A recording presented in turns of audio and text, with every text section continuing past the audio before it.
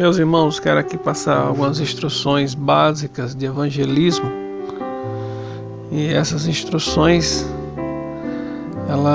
elas podem ser colocadas em qualquer lugar, em qualquer circunstância, porque o verdadeiro evangelho. Então vamos dividir essa minha fala aqui em 5 partes principais. A primeira parte que eu quero explorar com os irmãos e irmãs é o fato de que Deus ama todo mundo. Esse podemos chamar o primeiro ponto. Deus ama todo mundo. 1 Timóteo capítulo 2, verso 4 diz que o desejo de Deus é que todos se salvem e cheguem ao arrependimento. Isso é 1 Timóteo 2,4. 2 Pedro 3,9, ele repete a mesma coisa. Antes, Deus é longânimo, não querendo que ninguém pereça, mas que todos cheguem ao arrependimento. João 3,16 diz que Deus amou o mundo de tal maneira, e esse tal maneira refere-se à morte de Cristo. Como Deus prova que nos ama, foi Ele mandando seu Filho para morrer por nós na cruz. Então esta é uma prova histórica, verídica, de que Deus ama a todo mundo. Esse é o primeiro ponto. O segundo ponto, todos nós somos pecadores. Essa é a realidade. Salmo 51 diz: nascemos em pecado, minha mãe me concebeu em pecado, eu nasci em transgressão. Então a 53:6 de Isaías mostra isso com muita clareza, assim como em Romanos capítulo 3, versículo 10 e Romanos capítulo 3, verso 23, onde diz que todos pecaram e carecem da glória de Deus. Todos carecem. A expressão carecer é a mesma expressão para precisar. Necessitam. Todas as pessoas necessitam da glória de Deus. Esta glória de Deus é revelada na pessoa de Jesus, que é chamada de graça, né? Jesus Cristo, a morte de Cristo veio trazer para nós salvação. Salvação assim comparada ao Antigo Testamento, onde fazer por merecer, lei. Por meio da graça, Deus oferece justiça para quem quiser ser salvo, ou seja, para a salvação, por meio de Jesus, por meio do sacrifício de Cristo. Então, essa é a condição do pecador. Todos pecaram, certo? Todos somos pecadores. Mas no terceiro ponto, a pena dos nossos pecados é a morte. Aqui nós estamos falando que a pena dos nossos pecados é a morte. Já está falando de um tipo de morte que todos nós seres humanos nascemos. Nós nascemos espiritualmente mortos. Efésios 2:1 diz: todas as pessoas. Refere-se a um grupo de todas as pessoas mortas. Mas quando ele se dirige à igreja de Éfeso, Paulo diz para aquela igreja, dizendo: Ele vos deu vida estando vós mortos. Então, quando se trata de salvação, é que Deus dá vida para quem não tinha vida. Ou seja, Deus concede vida espiritual para aqueles que não tinham vida espiritual. Então, Romanos capítulo 3, verso 23 diz também que o salário do pecado é a morte. Então, a pena dos nossos pecados é a morte. Essa morte aqui está falando de separação. Todas as pessoas nascem separadas de Deus. Isso é chamada de morte espiritual. Quando a pessoa morre fisicamente, o espírito se separa do corpo. E quando a pessoa não nasceu de novo e morre separado de Deus, ou seja, sem ter nascido de Deus, vai enfrentar uma terceira morte chamada morte eterna, separada para sempre da presença de Deus. Então, a pena dos nossos pecados é a morte. A morte está falando de morte espiritual, quando a pessoa nasce, e a pessoa enfrenta a morte física ao longo da vida, que é a separação do espírito do corpo, e pode enfrentar a morte eterna, que é a separação eterna da presença de Deus, para sempre. Isso a gente chama a terceira morte.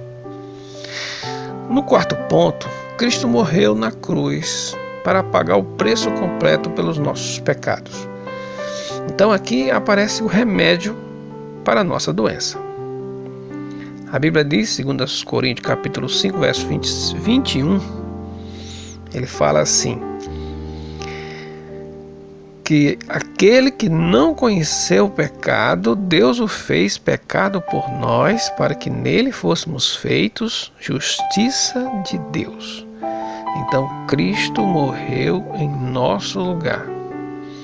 Ele morreu para pagar o preço completo. Vale a pena ressaltar que esse preço foi pago para Deus, porque os nossos pecados ofenderam a Deus. Não foi preço pago a Satanás. Tem pessoas dizendo por aí, pregando por aí, que Jesus pagou o preço para Satanás. Não, nossos pecados ofenderam a Deus. E aí, para apaziguar a ira de Deus, foi preciso o próprio Deus moer seu próprio filho, entregar seu próprio filho como sacrifício, para poder Deus liberar o perdão para a humanidade. Então essa é a verdade. Nós ofendemos a Deus e Jesus Cristo morreu no nosso lugar para assim quebrar essa ofensa, quebrar essa inimizade. Então ele é colocado aqui como um remédio. Nós temos também 1 Pedro capítulo 3, verso 18, 1 Pedro capítulo 2, verso 24.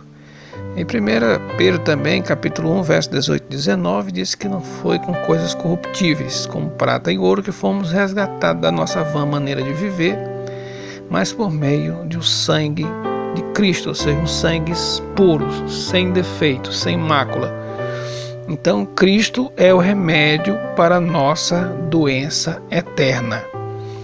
Em quinto ponto, quero destacar que quando nós confiamos em Cristo, ou seja, cremos em Cristo, essa salvação, ou a salvação que Deus ofertou em Jesus, ela passa a viver em nós. Todo aquele que crê tem a vida eterna. A Bíblia diz, capítulo 5, verso 24 do Evangelho de João: todo aquele que ouve a minha palavra e crê naquele que me enviou tem a vida eterna.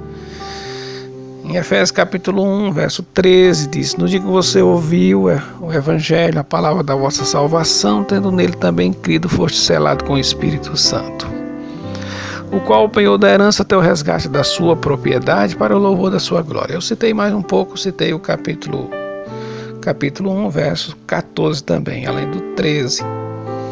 Então, Atos 16, 31, crê no Senhor Jesus, será salvo tu e tua casa. Foi aquele caso lá da delegacia quebrada lá, o carcereiro juntamente com Paulo e Silas, onde Paulo pregou para o carcereiro. João 1:12, todo aquele que recebe, Deus deu o poder para ser feito filho de Deus. Efésios capítulo 2, verso 8 e 9, diz: pela graça sois salvos por meio da fé. Isso não vem de vós, é dom de Deus. E não vem das obras, para que ninguém se glorie. Então, não adianta a gente confiar em nossas obras. As nossas obras não nos salvam. Isso é uma perca de tempo. Isso é um falso ensino, não existe. Só tem uma obra que aceita, que foi a obra de Cristo na cruz. Não são obras que nós fazemos de caridades que vai salvar-nos do castigo eterno. Só tem um meio de salvar-nos do castigo eterno, é confiarmos na obra que Cristo fez na cruz. Cristo pagou o preço completo pelos nossos pecados. Esse é o caminho para a eternidade. Jesus Cristo, quando ele diz eu sou a porta, ele está dizendo, esse é o meio. Não tem outro meio. Não adianta você arriscar e dizer, não, eu vou esperar ter um coração bom. Esse coração nunca vai chegar. Você não vai pensar que pelo fato de você crer em Cristo, você também, eu nunca vou pecar. Não. A Bíblia não está dizendo isso. A Bíblia está dizendo que ele pagou o preço por você. Então, nenhum dos seus pecados vai condenar mais, porque você está em Cristo. Romanos capítulo 8, verso 1. Então, deixa bem claro aqui, quem confia em Cristo tem a vida eterna. Por isso que Jesus disse na grande comissão, capítulo 28 de Mateus. Ide por todo mundo, divulgai minha palavra. Todo aquele que crê será salvo, quem não crê será condenado. Então o crer está mostrando aqui que é o meio de nós nos chegarmos a esse sacrifício, crendo em Cristo. Então nós já podemos perceber aqui que, primeiro, que Deus ama todo mundo. Esse é o primeiro ponto. Segundo ponto, todos nós somos pecadores. Terceiro ponto, a pena dos nossos pecados é a morte. Então estamos numa situação difícil. Cristo morreu na cruz para pagar o preço pelos nossos pecados. Opa, apareceu aqui uma saída. Jesus é o nosso remédio. Quem confia totalmente em Cristo tem a vida eterna. Então aqui vai acontecer a salvação. E por último, a segurança de salvação. Quando eu falei aqui em Romanos capítulo 8, verso 1, nenhuma condenação há para aqueles que estão em Cristo Jesus. Então, se a pessoa está em Cristo Jesus, nenhuma condenação há. Romanos capítulo 5, verso 1, a Bíblia diz que é por meio de Cristo. Ele quebrou a barreira da inimizade. Através de Cristo, nós temos paz com Deus. Romanos capítulo 5, verso 1. Então, esses são os pontos principais, onde nós podemos colocar um após o outro, um atrás do outro, colocando em ordem, do primeiro até o quinto, e fazendo esse fechamento, mostrando que a pessoa, uma vez que creu em Cristo, ele não perde mais a salvação. E existem essas referências, outras posso dar depois. Existem várias referências.